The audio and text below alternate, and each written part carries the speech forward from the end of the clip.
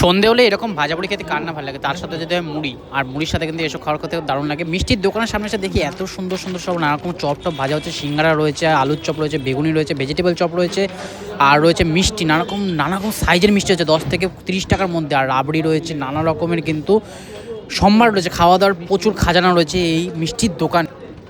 যাই হোক, দোকানের স্টাফকে জিজ্ঞেস করার পর বললো যে এখানে কড়াইশুটির কচুরি কিন্তু সন্ধ্যেবেলা খুবই জনপ্রিয়, আর সেটাই ট্রাই করার জন্য আমি জাস্ট এখানে আসলাম, দেখলাম একদম মিষ্টি দোকান সামনেই কিন্তু তৈরি করা হচ্ছে নানা রকম চপ, কড়াইশুটির কচুরি, আর সকালবেলা কিন্তু এখানে পরোটাও পাওয়া যায়। আর খুবই পরিষ্কার পরিচ্ছন্ন, নিট অ্যান্ড ক্লিন দোকান একদম। তোমরা যদি কখনো আসো কল্যাণী বি ব্লকে ঢাকেশ্বরী সুইটসে যদি কখনো আসো, তখন দেখতে পারবে এরকম বাইরে নানা রকম চপ ভাজা হচ্ছে, আর ভেতরে খুবই পরিষ্কার পরিচ্ছন্ন, স্টাফদের ব্যবহারও খুব সুন্দর। কাউকে আমি একটা অর্ডার দিয়ে দিয়েছি, 2টো কড়াইশুঁটি কচুরি, তার সাথে ছোলার ডাল চলে এসেছে। কত সুন্দর ফুলকো ফুলকো, আর ছোলার ডালটা একটা প্লেটে দিয়েছে, দারুণ লাগছে কিন্তু। যাই হোক, দেরি না করে গরম গরম এরকম ফুলকো কড়াইশুঁটি কচুরি ট্রাই করে দেখি, আর তোমার সাথে শেয়ার করি কেমন কি হয়েছে। গরম গরম কচুরিটা জাস্ট ছিঁড়ে দেখলাম, ভেতরে পুরটা দেখো কত সুন্দর কড়াইশুঁটির কচুরি কিন্তু বানানো হয়েছে, আর দারুণ মোলায়েম, একদম সফট। আর ছোলার ডালটা সত্যি এখানকার অসাধারণ সব খাওয়া দাওয়ার কোয়ালিটি, কিন্তু মিষ্টিগুলো আর ছোলার ডালের তরকারিটা দারুণ লাগলো। সকালবেলা তোমরা যদি আসো, সকালবেলা কিন্তু পরোটাও ট্রাই করে দেখতে পারো। আমি একদিন আসবো এখানে, সকালবেলা পরোটা খেয়ে দেখবো, তোমাদের সাথে শেয়ার করবো। আর তার সাথে আমরা নিয়েছি পাটি সাপটা, দেখো পাটি সাপটা কিন্তু 30 টাকা করে পিস নিচ্ছে, আর দারুণ একদম গরম গরম, এখানে সব কিন্তু গরম গরম সার্ভ করা হয়।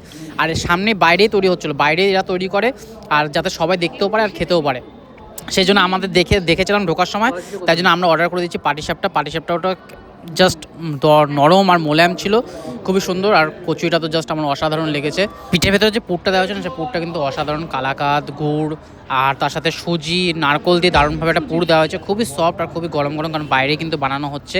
আমার ভীষণ ভালো লাগলো। তোমরা কখনো আসলে ঢাকেশ্বরী সুইটসে এসে, এটা কিন্তু B2 মার্কেটের মধ্যে রয়েছে এই দোকানটা, আর খুবই জনপ্রিয় এখানকার একটা মিষ্টির দোকান।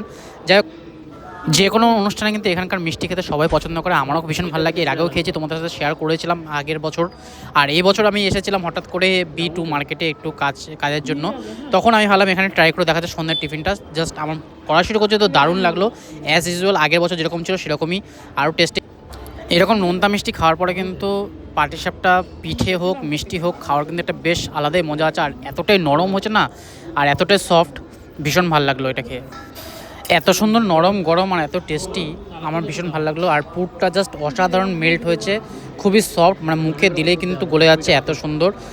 আর এরকম খাওয়ার খেতে বেশ ভালো লাগে। আর এখানে রসগোল্লাটা আমি ট্রাই করে দেখবো, তোমাদের সাথে শেয়ার করবো, কারণ কি এখানে রসগোল্লাও কিন্তু আমি দেখলাম ঢোকার সময় অনেক রকম সাইজের রয়েছে। আমি একটা 30 টাকা দিয়ে রসগোল্লা নিয়েছি, গুড়ের রসগোল্লা, একবার সাইজটা জাস্ট দেখাই, এত বড় একটা রসগোল্লা এসেছে, দেখো কত বড় সাইজের, মানে একজনও খেয়ে গোলাতে পারবে না এরকম। কিন্তু আমি এটা খাবো, খেয়ে দেখলাম সত্যি অসাধারণ ছিল, অসাধারণ রসালো, সফট, মাঝখানে কোনো রকম আটার দল ওরকম কোনো কিছু নেই, ভীষণ ভালো লাগলো। মিষ্টিটা যে এতটা সেরা হবে বুঝতে পারিনি, আর এতটা মিষ্টি হবে, দারুণ ছিল। এত বড় রসগোল্লা আমি জাস্ট অল্পই খেলাম, অর্ধেকটা খেলাম, বাকি অর্ধেকটা রেখে দেবো, কারণ খেতে পারবো না, ও খাবে না বলছে, তাই জন্য পুরোটা খাওয়া সম্ভব হলো না, নাহলে কিন্তু খেতাম। অনেক কিছুই খেলাম, কচুরিও খেলাম, পিঠে খেলাম, আর তার সাথে এটা খেলাম, ভেতরে একটা পুর রয়েছে, দেখো কত সুন্দর, ভীষণ ভালো ছিল। এখানে খাওয়া দাওয়া সত্যি ভালো লাগলো। তোমরা কখনো এখানে আসলে অবশ্যই ট্রাই করে দেখতে পারো এখানকার নানা রকমের নিরামিষ খাওয়া দাওয়ার মিষ্টির দোকানে এসে।